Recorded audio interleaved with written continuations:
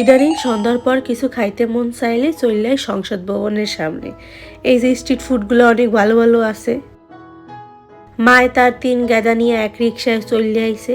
আর যেহেতু বরিশাইলা কোলে পিঠে টানাই যায়, এই যে মায়ের কোলে কোলে বুই নাইছে। সংসদ ভবনে আইয়া নাইমাই দেই সুন্দর সুন্দর ওয়াল কার্ড।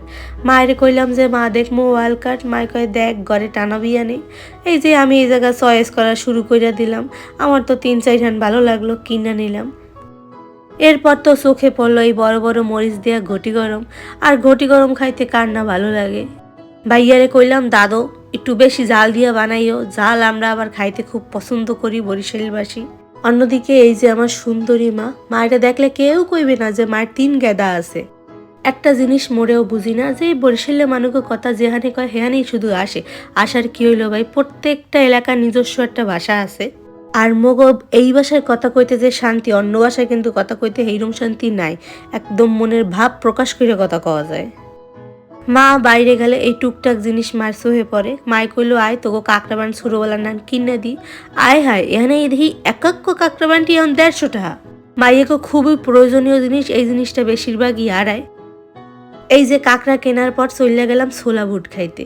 আহা এই জায়গায় দেখি ছোলা বুট আলু দিয়ে আর ডিম দিয়ে মাহাই। মায় কইলো খা, মায় তো খাইবে না। এই যে সংসদের সামনে দাঁড়াইয়া রইলাম, ছোলা বুট মামায় মাইকে দিবে এরপর খামু। সন্ধ্যার পর কিন্তু সংসদ ভবনের সামনেটা অনেক জমজমাট থাকে, অনেক লোকের সমাগম থাকে। মনুরা এই কিন্তু ছোলা বুট খাওয়া শুরু করে দিলাম। ছোলা বুটটা যা চাচায় মাখ ছেলে না, সেই একারের মজা। মোরা বরিশালেরা খাইতেও পছন্দ করি, আবার মানেরে খাওয়াইতেও পছন্দ করি। বরিশালের মানুষের মতো অতিথি পরায়ণ মানুষ আর কোথাও পাবা না। এরপর খাওয়া শুরু হলাম গইয়ে মাহা, আম মাহা, আমড়া মাহা। ঝাল ঝাল করে মামায় বানাই দিছে, খাইয়ে একালে টাকরায় তাউল্লায় আগুন জ্বলে যায়। আর এইসব খাওয়ান কিন্তু করা ঝাল না হইলে কিন্তু খাইয়ে কোনো মজা নাই। মায়ে কইতাছে যে ঝাল খাও খাও, কিন্তু অতিরিক্ত ঝাল খাওয়া কিন্তু ভালো না।